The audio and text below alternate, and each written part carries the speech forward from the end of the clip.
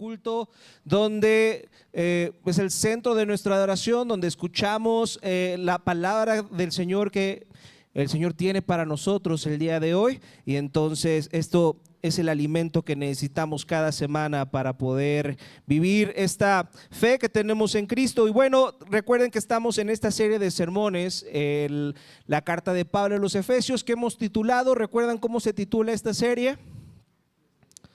¿Cómo? ¿Qué es la iglesia? Y hemos dicho que en esta carta Pablo explica y define lo que es la iglesia, qué es lo que Cristo ha tenido que hacer para que tú y yo el día de hoy seamos su iglesia. Hoy ando medio extraño de mi boca, pero espero ya que se vaya ahí regulando esa situación. Pero Pablo explica en Efesios qué es la iglesia, lo que ha hecho para que tú y yo seamos su iglesia, y también dice lo que tú y yo tenemos que hacer y responder a lo que Él ha hecho para que tú y yo seamos su iglesia. ¿Cómo deberíamos de vivir ahora a la luz de lo que Cristo ha hecho para salvarnos a ti y a mí? Y eso es lo que hemos estado reflexionando. Y el texto en el que estaremos meditando el día de hoy se centra en el matrimonio. Llegamos a este texto famoso en Efesios capítulo 5, donde Pablo explica lo que es el matrimonio cristiano. Y se preguntarán, ¿eso qué tiene que ver con la serie?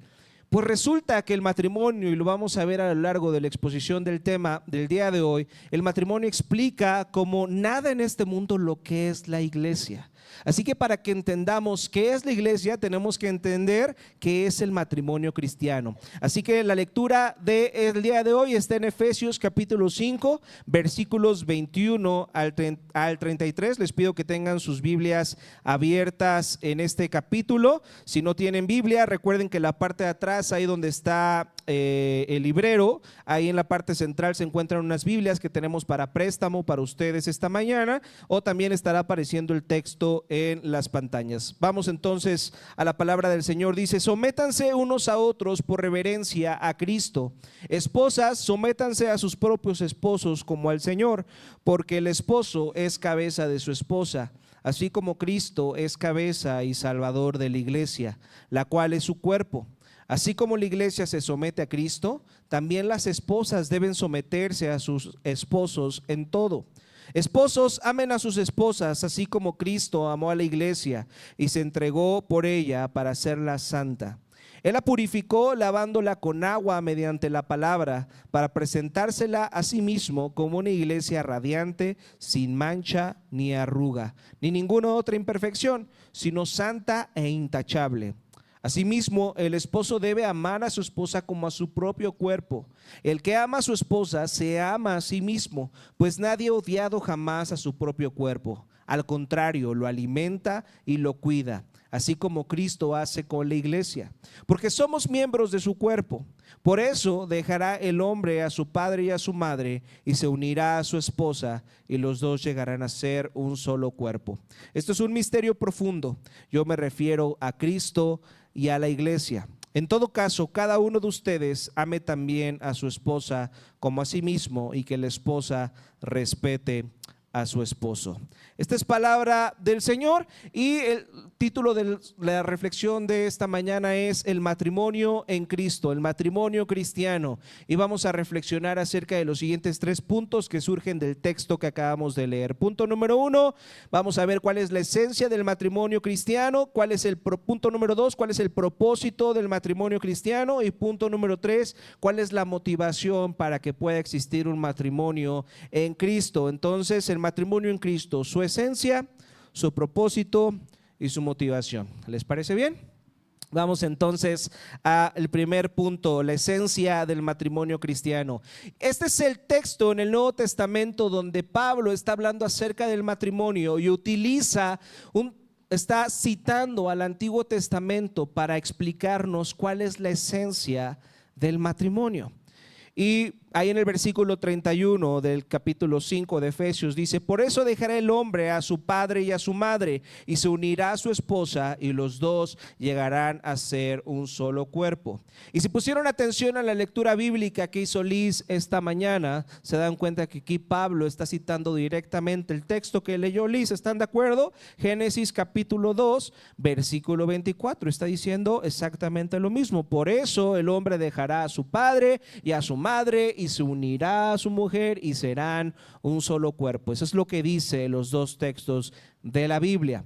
Ahora, algo interesante aquí es que la palabra hebrea, recuerden que el Antiguo Testamento se escribió en hebreo y el Nuevo Testamento se escribió en griego. La palabra hebrea, que se traduce como unir, es la misma palabra que Dios va a utilizar una y otra vez cada vez que decide entrar en una relación de pacto con el ser humano. Cada vez que Dios hace un pacto con el ser humano, se utiliza la misma palabra hebrea que aquí Moisés, el autor del Génesis, está utilizando para decir: por eso dejará el hombre a su padre, a su madre, y se unirá a su esposa, y hará un pacto con su esposa. Entonces, esto es lo que hace el matrimonio cristiano diferente a cualquier unión humana, a cualquier compromiso humano que pueda existir en este mundo, que el matrimonio está basado en un pacto. ¿Y qué es un pacto? ¿Qué es un pacto? ¿Qué ejemplos tenemos de pactos en nuestra cultura moderna que nos ayuden a entender con claridad lo que significa la palabra pacto? A ver, díganme.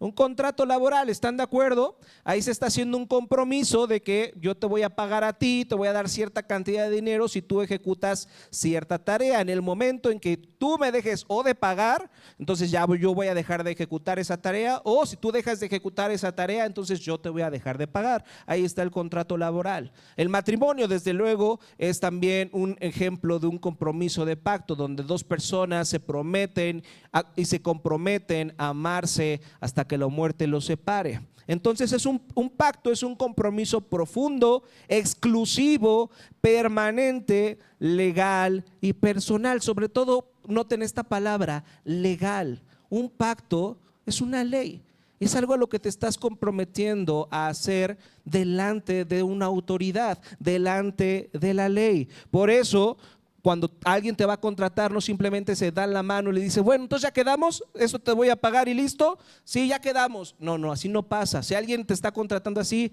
tal vez ese no sea el mejor trabajo que aceptar, porque tienes que firmar un contrato, y entonces el hecho de que sea algo legal es lo que lo hace algo vinculante, profundo y sobre todo, ¿saben qué? Real.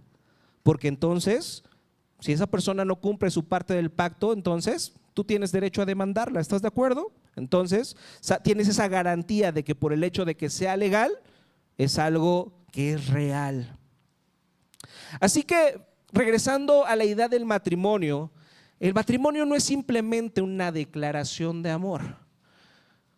El matrimonio no es simplemente una declaración de amor. Tú puedes decirle a una persona que la amas y no casarte con ella. ¿Están de acuerdo? El matrimonio no es una declaración de amor, porque el matrimonio no es solo una declaración de amor en el presente, sino que es una promesa de amor para el presente y para el futuro. Eso es lo que hace especial el matrimonio, que tú no solamente estás comprometiendo a estar, no te estás comprometiendo a estar con esa persona por lo que sientes por ella en este momento.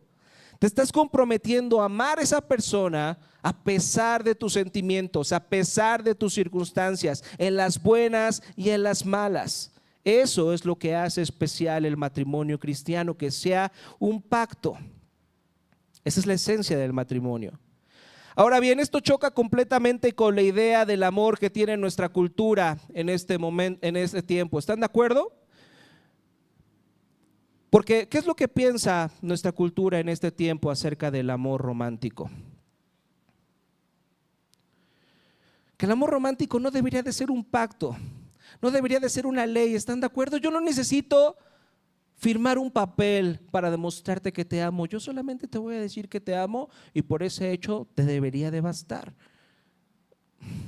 ¿Sabes? Lo importante no es lo que tú y yo firmemos, sino lo importante es lo que tú y yo sintamos. Tú y yo tenemos que sentir química entre nosotros, y si seguimos experimentando esa química, bien, y si no, pues cada quien puede buscar a otra pareja que le haga sentir otra vez esa química. ¿Están de acuerdo que esa es la oferta que el mundo nos ofrece en este tiempo? Porque para el mundo el matrimonio el día de hoy no es un pacto, tiene que ver más con la química.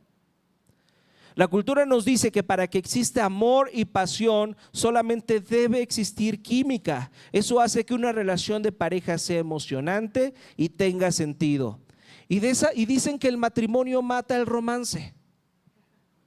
Que si tú te casas, tu relación va a perder el sentido. ¿Sabes por qué? Porque ya no vas a estar con esa persona porque quieras. Vas a estar con esa persona porque te obligaste a firmar un documento, y el hecho de que sea obligatorio le quita todo el chiste a la pasión y al romance de una relación de pareja. No te cases, quédate con una persona hasta que te sientas bien con esa persona. Y si ya no te sientes bien con esa persona, tomas tus maletas y te vas. Por eso la alternativa de este tiempo es la unión libre. Voy a estar contigo hasta que me convenga, y en el momento en que me deje de convenir estar contigo, agarro mis maletas y me voy. El amor no es suficiente. ¿No se dice eso en este tiempo? El amor no es suficiente.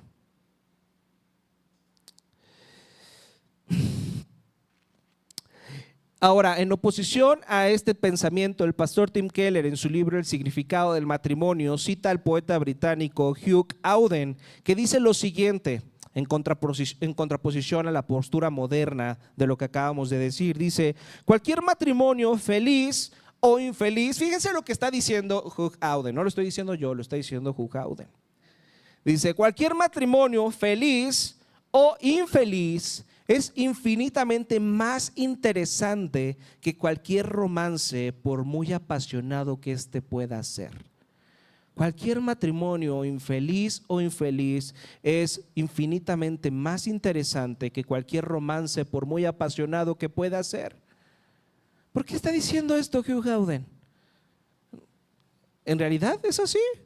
Cualquier matrimonio feliz o infeliz es mejor que cualquier romance apasionado que puedas experimentar. No parece ser así. ¿Están de acuerdo? Por eso muchas parejas están saltando de pareja y de pareja, porque les gusta sentir esa llama del enamoramiento, de esa llama de sentir que le gustas a esa persona a la que antes no le gustabas, o a la que antes no mostraba interés por ti, y eso se vuelve una adicción y quieres seguir experimentando eso. Y por eso, aunque tengas una esposa, buscas un amante, porque necesitas esa sensación, sentirte deseado, sentir esa química, esas cosquillitas, esas mariposas en el estómago. Pero dice Hugh Auden: no, te estás equivocando. Un matrimonio es mucho más interesante que esa sensación. ¿Por qué dice eso? Dice, fíjense lo que dice, y lo cito: porque el matrimonio no es el resultado involuntario de una emoción pasajera, sino la genuina creación del tiempo unido a la voluntad. Lo voy a volver a leer porque Hugh Auden es muy profundo y me gustaría que saboreara lo que está diciendo. Dice: porque el matrimonio no es el resultado involuntario de una emoción pasajera. No es algo que sientes un momento y después se va, porque en el momento puede ser muy emocionante, pero están de acuerdo que si a alguien se le pasa esa sensación, ese sentimiento de enamoramiento, va a sufrir una persona. No es como que a las dos personas se les va a ir el amor al mismo tiempo. Una persona no quiere que esa relación se termine y la otra sí, y eso va a ser muy doloroso. Dice: el matrimonio no es el resultado involuntario de una emoción pasajera, sino la genuina creación del tiempo unido a la voluntad. Yo genuinamente, de manera voluntaria, voy a gastar mi tiempo, mi vida en ti, todo lo que soy, hasta que me haga viejito, hasta que me salgan canas, hasta que suba 2 o 3 kilos, voy a estar contigo. Y tú también, si tú subes 3 o 2 kilos y te salen canas, no te preocupes, amor, voy a estar contigo. Te voy a amar a pesar de que tu físico cambie, a pesar de que las circunstancias cambien, a pesar de que tu nivel económico cambie. Y dice Auden: eso lo hace mucho más interesante que cualquier emoción pasajera. ¿Estás de acuerdo o no estás de acuerdo con lo que dice Auden? Déjenme ponerles un ejemplo. Perdón, para los solteros, este es un ejemplo para los casados, pero ahorita van los ejemplos para los solteros, no se me desesperen. Pero si tú estás casado, recuerda esa primera vez que besaste a la persona que hoy es tu esposa. Trae a tu mente ese recuerdo. Mi pregunta para ti es, esa sensación que sentiste cuando besaste por primera vez a la persona que hoy es tu esposa o tu esposo, ¿es lo mismo que sientes el día de hoy cuando besas a tu esposo o a tu esposa? Fíjense lo que estoy preguntando. La sensación que experimentaste cuando besaste por primera vez a esa persona que es tu esposo ahora o tu esposa ahora, ¿es igual a la sensación del día de hoy, esta mañana, que se levantaron todos despeinados, sin lavarse los dientes y se dieron el beso de la mañana? ¿Es la misma sensación? La verdad es que no. Y espero que la respuesta sea no, sinceramente. Y déjenme explicarles. La razón es porque la primera vez que besaste a tu esposo, a quien hoy es tu esposo o tu esposa, en realidad estabas pensando más en ti que en la otra persona. ¿Sí o no? ¿Qué es lo que estabas pensando la primera vez que besaste a quien hoy es tu esposo o tu esposa? Estabas pensando en ti. Estabas pensando en si lo estabas haciendo bien, si a la otra persona le estaba gustando la forma en la que estabas besando. Estabas pensando en si tenías un buen aliento o si tu aliento estaba mal. Estabas pensando en que por fin esa persona que tanto querías que te hiciera caso, ahora la estás besando. Estás pensando en ti. Tiene que ver con tu ego. Tiene que ver con ese deseo de aprobación que todo ser humano experimenta. Pero el día de hoy, al besar a tu esposa, la situación debería de ser muy diferente. No deberías de estar pensando tanto en ti, deberías de estar pensando en ella. Porque esa es la diferencia en el matrimonio. En muchos años después que ves a tu esposa, la sensación es diferente, porque ahora deberías de estar pensando más en ella que en ti, porque amar de verdad a alguien es estar tan comprometido con la alegría, con la felicidad y el bienestar de otra persona, y que incluso estarías dispuesto a morir por esa persona. ¿Realmente experimentas eso por tu esposo o por tu esposa? ¿Realmente quieres eso? Estar tan comprometido con la felicidad de la otra persona que incluso estarías dispuesto a morir por ella. Dice Auden, esto es mucho más interesante que una emoción pasajera. Ahora bien, ¿cómo se logra este tipo de amor? ¿Cómo se llega a vivir un matrimonio que se basa en el pacto y no solo en la emoción? Primero tenemos que entender que esto lleva tiempo, ¿están de acuerdo? Al principio uno se enamora de una imagen idealizada que tiene de la otra persona, pero con los años empiezas a ver cómo es esa persona en realidad. Le empiezas a conocer en verdad.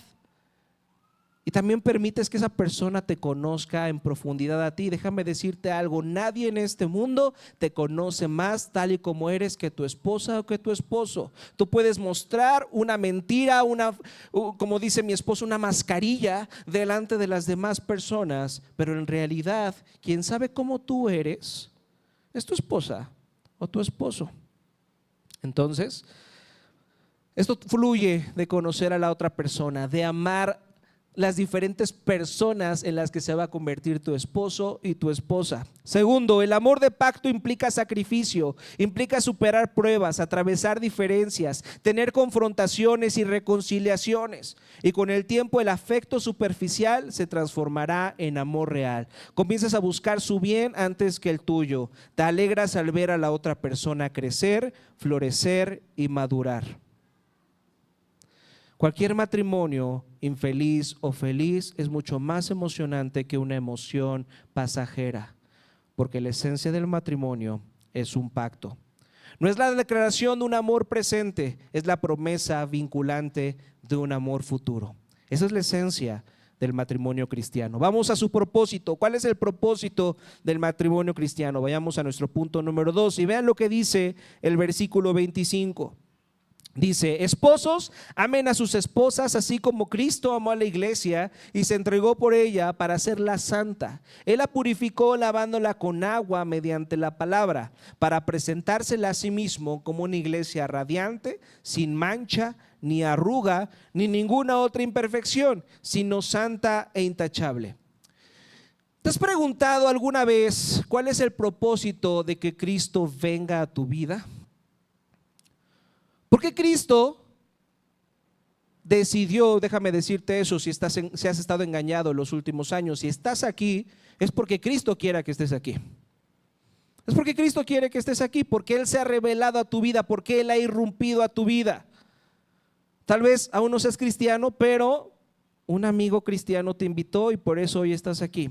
Tal vez hoy no seas cristiano, pero te enamoraste de alguien cristiano y por eso estás aquí. Y déjame decirte que eso no es casualidad, es porque Dios está irrumpiendo en tu vida. Dios está rompiendo tus planes, tus propósitos, y no sabes por qué no estás en la barbacoa en este momento y estás aquí sentado. Pero la pregunta es: ¿se han preguntado por qué Dios quiere intervenir en nuestras vidas? ¿Por qué Dios quiere irrumpir en nuestras vidas? ¿Cuál es el propósito de que Dios quiera revelarse a nuestras vidas? Y algunos podrían decir: bueno, la razón por la que Dios me buscó es porque quiere que lo adore, porque quiere que viva una vida glorificándolo con quien soy yo, porque quiere que lo conozca. Y bueno, eso es parte de la respuesta, pero eso no es todo. La razón por la que Dios ha decidido irrumpir en tu vida, irrumpir en tus planes, ha decidido relacionarse contigo y que ahora vengas a conocer a Jesús, es porque Él quiere transformarte. Él quiere cambiarte. Él no quiere que sigas viviendo de la forma en la que estás viviendo ahora y quiere que vivas una vida diferente. Entonces Él viene a nuestras vidas porque estábamos rotos, porque somos imperfectos, y Él quiere hacernos espiritualmente radiantes, sin mancha ni arruga. Vean lo que le está diciendo Pablo a los esposos: amen a sus esposas como Cristo amó a la iglesia. No simplemente le dijo que la amaba, no simplemente desde el cielo dijo: yo los amo, y que les baste el hecho de que les digo que yo les amo. ¿Están de acuerdo que Dios pudo mostrarnos en la noche un I love you? Que las nubes formaran un I love you, y con eso sería suficiente para que entendiéramos que Cristo nos ama. Pero fíjense lo que dice Pablo. Dice: amen a sus esposas como Cristo amó a la iglesia y se entregó por ella para hacerla santa. ¿Qué es lo que Jesús tuvo que hacer para entregarse a su esposa, para amar a su iglesia, que es su esposa? Tuvo que venir a esta vida, tuvo que involucrarse en esta vida, tuvo que vivir el dolor que tú y yo experimentamos, tuvo que experimentar la traición, el sufrimiento, el malestar de una vida normal, el tener que trabajar, el tener que experimentar la corrupción y el pecado de otros. Y hizo todo eso para que ahora tú y yo podamos tener acceso a Él.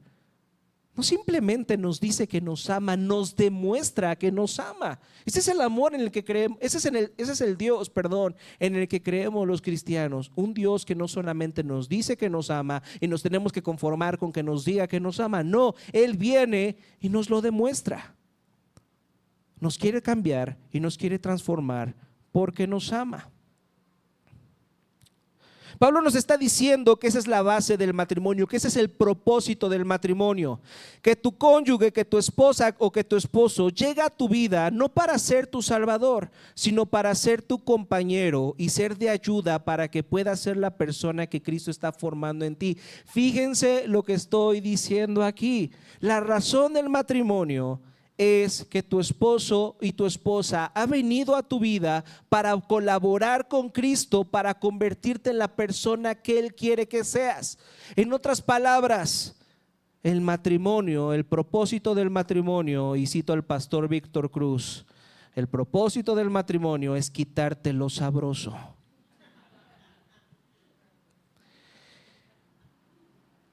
Y no es la primera vez que digo esta frase. Y hoy una personita que me dijo: ¿eso significa que el matrimonio te va a hacer menos atractivo? No. Cuando digo que el matrimonio es para quitarte lo sabroso, no me refiero que el matrimonio te va a hacer menos atractivo. Y en honor a esa pregunta me veo la necesidad de explicarles lo que quiero decir con que el matrimonio viene a quitarte lo sabroso. El matrimonio viene a que te des cuenta de tu maldad, de que te des cuenta de tu pecado, que te des cuenta de tu egoísmo. Tú te crees una persona muy buena, pero entonces, ¿sabes qué? Vas a tener que lidiar con otra persona igual de egoísta, igual de pecadora que tú, que también te quiere gobernar a ti, así como tú quieres gobernarle a ella, y entonces vas a tener que tomar una decisión. O amo a esta persona o me vengo de esta persona. Y la única forma en la que vas a decidir no vengarte de esa persona y ofrecerle amor a esa persona es recordando lo que Cristo hizo por ti. Así que el matrimonio viene a quitarte lo sabroso, porque viene a recordarte que no eres tan bueno como pensabas y que tienes que sacrificar ciertas cosas en tu vida para poder estar en una relación de matrimonio. Fíjense qué interesante es el ser humano. No, en el matrimonio deberíamos de estar con la persona. Bueno, estamos con la persona que más amamos, estamos con la persona con la que estamos más comprometidos a su felicidad, y sin embargo a veces tenemos tan pocas ganas de amar a esa persona, de servir a esa persona, de perdonar a esa persona. Si eso nos pasa en el matrimonio, ¿cómo será en nuestras demás relaciones? Nadie te obligó a estar casado con esa persona. Y si esa persona se queja algún día de ti, dile: nadie te obligó a estar casado conmigo. Sin embargo, a pesar de eso, nos cuesta amar a esa persona que hemos escogido como nuestro compañero o como nuestra compañera. Esa es la realidad del corazón humano.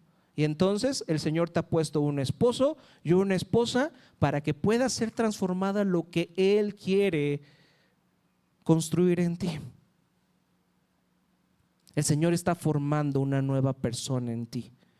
Y para eso ha traído el matrimonio. Y los solteros han de estar diciendo: oye, este sermón está muy aburrido porque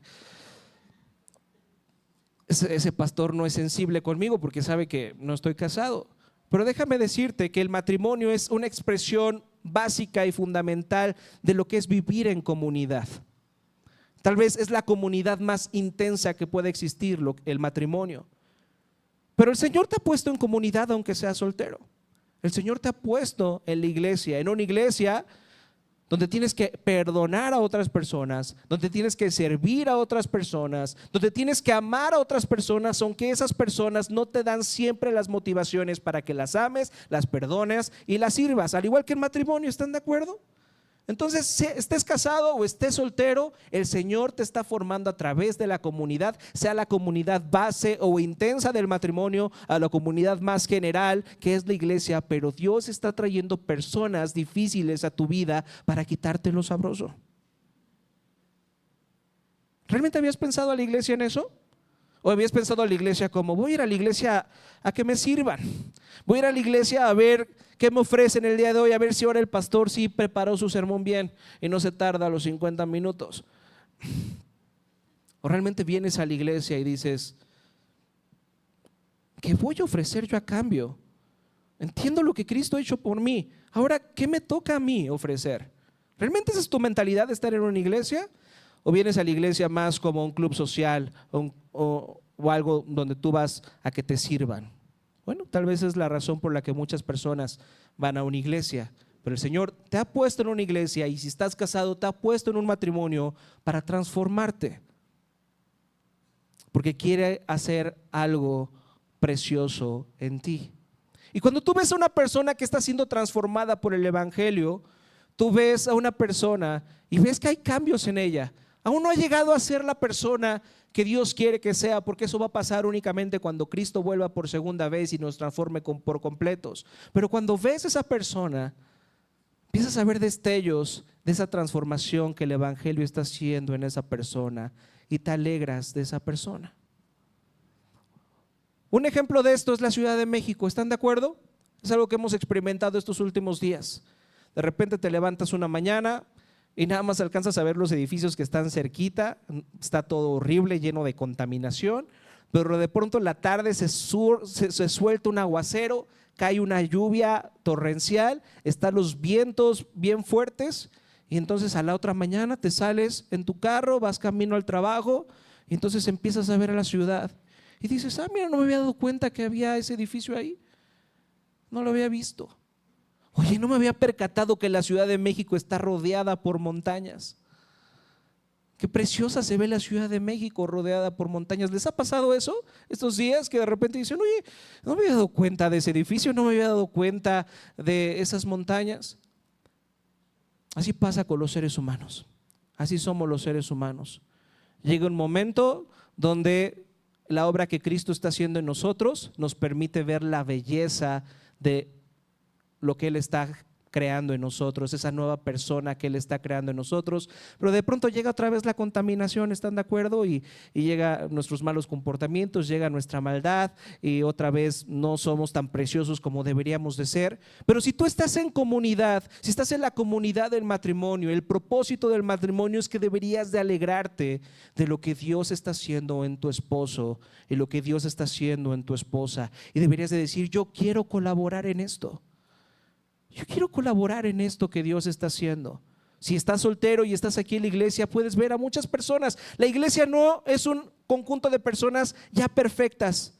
No, la iglesia es un montón de personas que conocemos nuestro pecado, que sabemos lo terrible que podemos llegar a ser y decimos, no, yo necesito a Cristo, yo necesito a la iglesia, yo necesito ser transformado. Entonces aquí, al igual que tú y yo, habemos diferentes personas en rehabilitación, donde puedes ver claros oscuros. De repente puedes ver la belleza de una persona, pero de repente se le ve mucho la contaminación a una persona.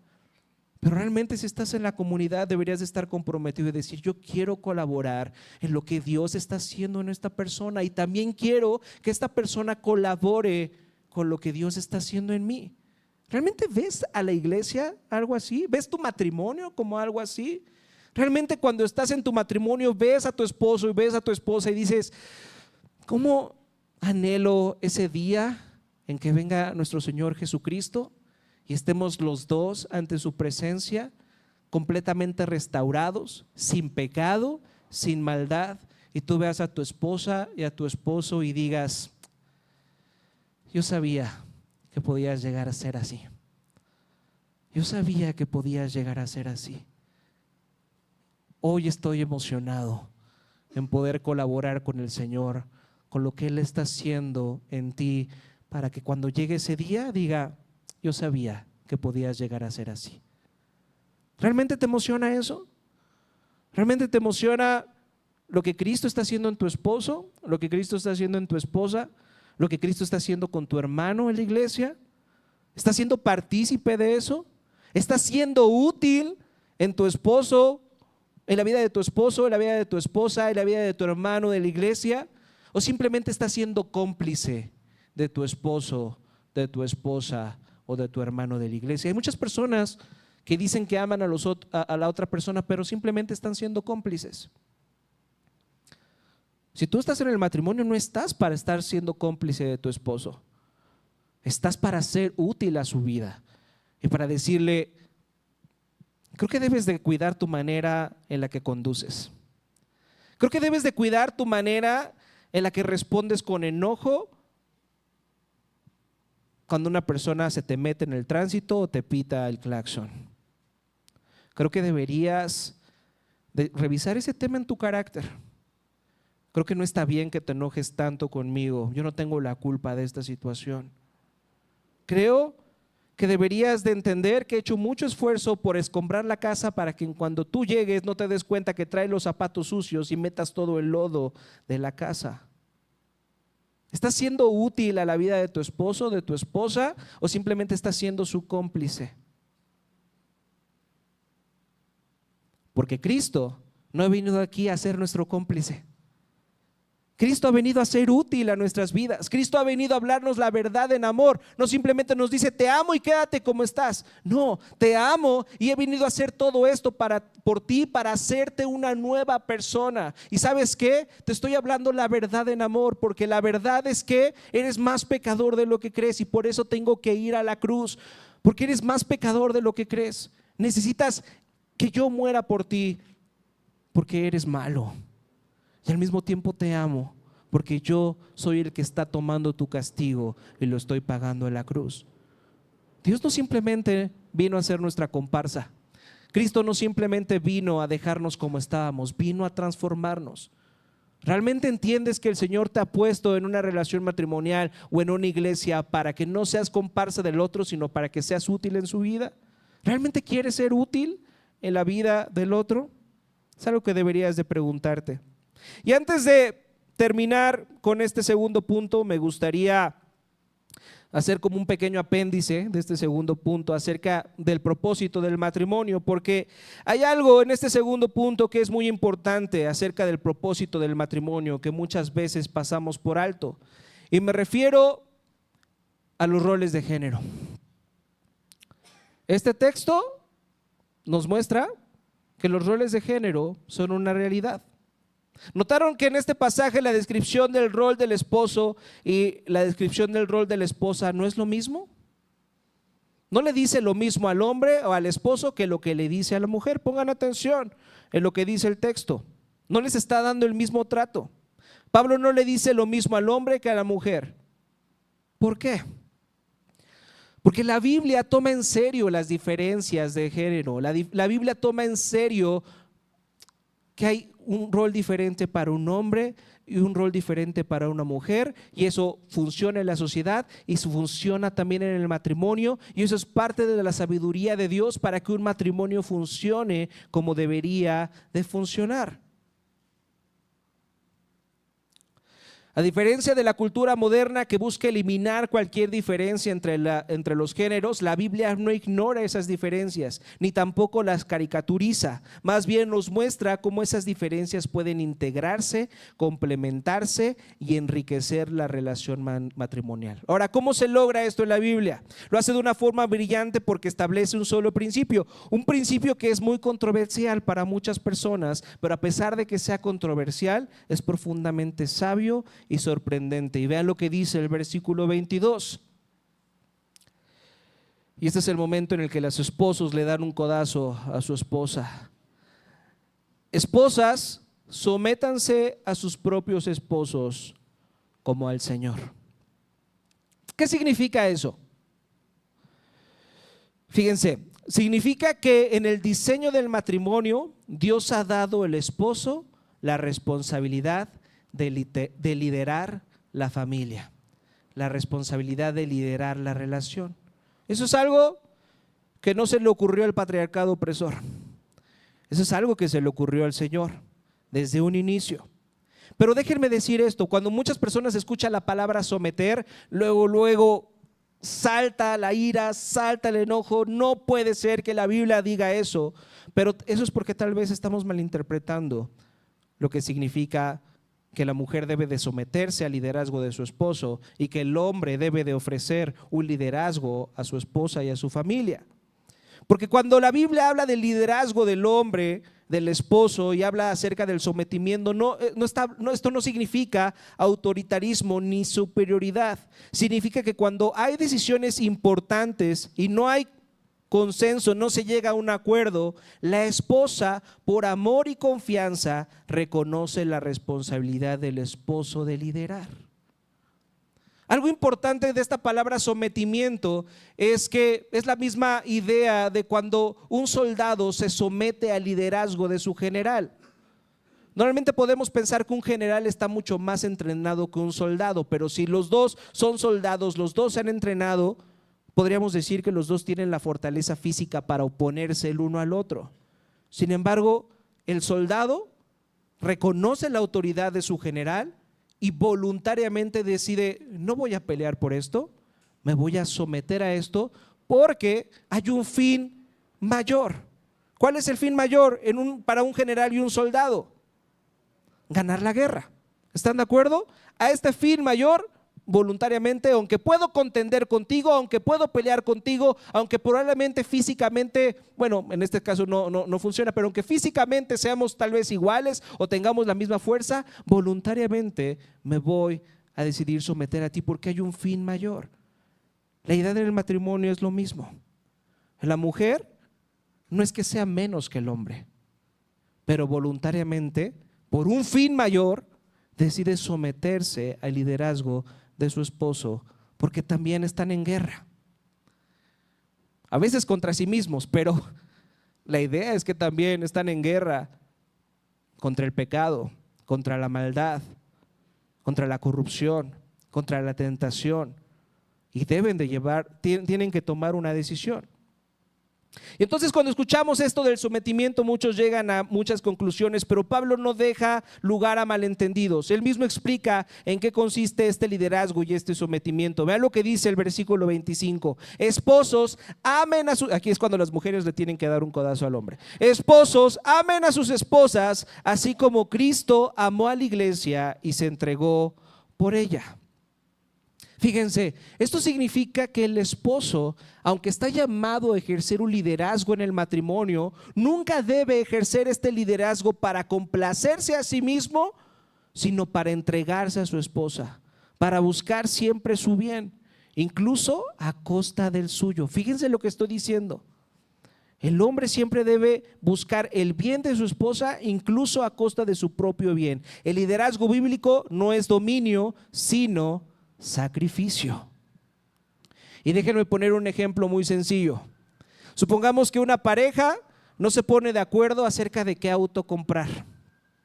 Ella quiere un auto rojo y él quiere un auto azul. ¿Qué se hace en esta situación? ¿Acaso el esposo dice: mujer, acuérdate de Efesios capítulo 5 versículo 22, yo soy la cabeza, así que ni modo, el carro va a ser azul? No, ¿verdad? Porque la mujer entonces podría decir: mi amor, acuérdate de Efesios 5 25 y tú te tienes que sacrificar por mí. Y tendría razón. ¿Están de acuerdo? Tendría razón. La verdad es que si estás siguiendo a Cristo como esposo, deberías estar más dispuesto a ceder que a imponer. Si el auto rojo le da alegría a tu esposa, dáselo. Ese es tu trabajo, amarla con sacrificio, usar tu liderazgo para su bien, no para imponer tu voluntad. Entonces, ¿cuándo ejerce su liderazgo su esposo? El esposo, tal vez los esposos están pensando: bueno, pues así que chiste, entonces siempre va a decidir ella. ¿En qué momento está llamado el hombre a ejercer el liderazgo? ¿De qué está hablando Pablo aquí? Está hablando de esas situaciones que realmente la Biblia no nos explica mucho. Aquí es cuando tiene que entrar la sabiduría de las personas, porque la Biblia no nos pone ejemplos tan claros como lo que acabo de hacer ahorita con lo del auto. Pero el hombre y la mujer, el hombre tiene que estar dispuesto a escuchar a su mujer. Y muchas veces la mujer va a tener la razón en lo que está diciendo. Sin embargo, el Señor le ha puesto al hombre este privilegio y esta oportunidad de tomar la última decisión cuando entiende que lo que su esposa está proponiendo no es lo mejor para ella, no es lo mejor para él, ni es lo mejor para la familia. Y entonces el hombre tiene que tomar esa decisión, no para oprimir, sino para servir. Es algo muy difícil tomar la última decisión. Parece como un privilegio muy interesante, pero hay una carga profunda en tomar la última decisión, porque sabes que si no salen las cosas como tú pensabas, la carga va a recaer en ti. Pero una mujer debe someterse al liderazgo de su esposo cuando entiende que su esposo está sometiéndose primero al liderazgo ¿de quién? ¿A quién? A Cristo. Y entonces en amor dice: tal vez no estoy tan de acuerdo con esta decisión que estás tomando, pero entiendo que si tú estás sometido al liderazgo de Cristo, entonces esto es lo mejor. Esto es lo mejor para nuestro matrimonio. Entonces, en obediencia a eso, en respuesta a eso, decido someterme a tu liderazgo. Y el hombre, en respuesta a entender que tiene que sacrificarse por su mujer, que no tiene que estar buscando su propio beneficio, sino lo mejor para ella y para la familia, tiene ese privilegio de tomar la última decisión. Ahí está. No está tan claro. ¿Están de acuerdo? Cada pareja tiene que ponerse de acuerdo. Cada pareja tiene que llegar a diferentes acuerdos. Y no se vale decir: oye, pero en mi casa se hacía esto. Acuérdense, el hombre dejará a su padre y a su madre y se unirá a su mujer y serán una nueva familia, serán una nueva carne. No importa que así se haya hecho en tu casa, ahora esta es otra casa y se van a hacer las cosas de manera diferente. Tenemos que llegar a acuerdos. Yo como varón, con un liderazgo sacrificial y en amor. Yo como esposa, sometiéndome al liderazgo de mi esposo, que antes que nada está sometido al liderazgo de Cristo. Por eso aquí en el Redentor no casamos matrimonios no cristianos, entre no cristianos, porque esto que estoy diciendo no tiene sentido para un matrimonio entre dos personas que no son cristianas. Entonces, ahí está la idea. Vamos a nuestro último punto, su motivación. Entonces, fíjense cómo comenzamos esta lectura desde el versículo 21. Dice, sométanse unos a otros por reverencia a Cristo. Esta es la última frase de una larga oración que comienza en el versículo 18. Tal vez en sus Biblias tienen el versículo 21 después de un subtítulo como que corta toda la explicación que Pablo está haciendo en el versículo 18, pero no es así. Realmente el versículo 21 es una conclusión de lo que Pablo ha estado explicando en el versículo 18. ¿Y qué es lo que Pablo está explicando en el versículo 18? Lo vimos la semana pasada. Pablo está diciendo, sean llenos del Espíritu Santo. ¿Y qué significa ser lleno del Espíritu Santo? Lo dijimos, ¿verdad? Que Jesús lo explica ahí en Juan capítulo 16, cuando dice, cuando venga el Espíritu Santo los guiará a toda verdad. Esa verdad soy yo y Él me glorificará. Y entonces Pablo dice que cuando entendemos esto, que cuando somos llenos del Espíritu Santo, cuando esas cosas hermosas que sabemos acerca de Cristo, de que Él estuvo dispuesto a amarnos, a morir por nosotros, simplemente dejan de ser algo en tu cabeza, sino que el Espíritu Santo las baja en tu corazón, entonces vas a estar dispuesto a someterte. ¿Se dan cuenta? Eso se nos dice en el versículo 21. Y luego en el versículo 22 habla de las esposas que deben de someterse a sus esposos. Pero Pablo está hablando de la llenura del Espíritu, habla de tener el corazón lleno del amor de Cristo y luego empieza a hablar del matrimonio. ¿Por qué no hace una transición? ¿Por qué no les dice a sus lectores, ya hablé de la llenura del Espíritu Santo y ahora voy a hablar del matrimonio? ¿Por qué está hablando de la llenura del matrimonio y inmediatamente, de la llenura del Espíritu, inmediatamente después empieza a hablar de la llenura empieza a hablar del matrimonio? Ya me hice bolas aquí. ¿Por qué no hay una transición? Porque tenemos que entender que Pablo no ha cambiado de tema, porque lo que dice es que el matrimonio nunca funcionará a menos que conozcas el amor de Cristo en lo más profundo de tu corazón. No podrás hacer lo que deberías hacer en el matrimonio hasta que comprendas profundamente lo que Cristo ha hecho por ti. Si tu esposo o tu esposa es tu principal fuente de amor y felicidad, si has puesto todo tu significado en esa persona, ¿qué pasará cuando actúe como tú no quieres que actúe? ¿Qué pasará cuando actúe como tú no esperas? Cuando te critique, cuando te decepcione, cuando no te dé el amor en el momento en que más lo necesitas, ¿cómo vas a actuar? Si tu identidad está en el amor de tu esposo o de tu esposa, si lo más importante para ti es el amor de tu esposo o de tu esposa, ¿cómo vas a actuar? Te vas a desmoronar, te vas a frustrar. No puedes seguir amando porque ya no estás recibiendo lo que tú esperabas y quizás vayas a buscar química en otro lugar. ¿Estás de acuerdo? Pero si tu corazón está anclado en el amor de Cristo, si Él es tu fuente constante de alegría y seguridad, entonces puedes seguir amando incluso cuando tu cónyuge no está en su mejor momento. No porque lo merezca, sino porque así es como Cristo te ha amado a ti. ¿Están de acuerdo? Dios no nos ama a nosotros porque nos lo merezcamos, sino porque Él ha tomado la decisión de hacerlo. Muchas veces en el matrimonio o en la relación de la iglesia, la otra persona no te va a dar las motivaciones para que lo ames, pero entonces tú recuerdas cómo has sido tratado por Cristo y le ofreces lo mismo a la otra persona. Ese es el evangelio. Jesús es el esposo perfecto. Él nos creó, pero nosotros lo abandonamos. Y en lugar de decir, ustedes no han sido la esposa que deberían de ser, así que yo no seré el esposo que debo ser, Él vino a buscarnos, nos amó, se entregó por nosotros, incluso cuando lo traicionábamos.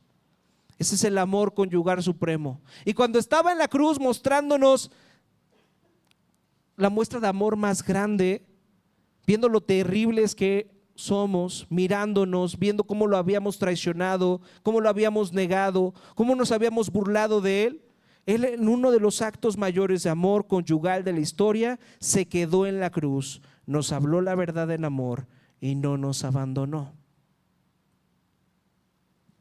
Si sabes que Él te ama así por la llenura del Espíritu Santo en tu corazón, entonces puedes decir: yo también puedo amar así, yo también puedo quedarme, yo también puedo perdonarte y puedo entregarme a ti, puedo buscar tu beneficio en lugar de buscar primero mi propio beneficio. Dice Pablo, este es un profundo misterio ahí en el versículo 32, pero hablo de Cristo y la iglesia. El matrimonio apunta a la realidad de que algún día, al final de los tiempos, en la cena de las bodas del Cordero, Jesucristo se unirá a nosotros, que realmente caeremos en sus brazos como a su esposa. Y déjenme decirles esto: si tú no entiendes que el matrimonio humano apunta a ese matrimonio que nos espera con Cristo, con ese esposo que está por venir y que vendrá por nosotros y cenaremos en unas bodas del Cordero. Si tú no entiendes que el matrimonio que experimentas ahorita apunta a ese último matrimonio, jamás podrás estar correctamente casado. Y déjenme decir esto: tampoco podrás estar correctamente soltero. Porque hay muchas personas que están solteras, pero están viviendo pensando que son las personas más desdichadas de este mundo por ser solteras. Hay otras personas que son solteras porque le tienen miedo al compromiso, porque le tienen miedo a entregarse a otra persona de esta manera. Pero si entiendes que el matrimonio apunta al verdadero matrimonio de Cristo y su iglesia, entonces vas a entender que tu esperanza, que tu satisfacción únicamente debería de estar en Cristo. Y entonces ya tu esperanza no está en algo de este mundo. Y ya no le vas a tener miedo al compromiso, porque entiendes que ahora estás capacitado para ofrecer eso que Cristo te ha ofrecido a ti. Y entonces puedes estar soltero, siendo tranquilo, sin pensar que eres la persona más desdichada de este mundo.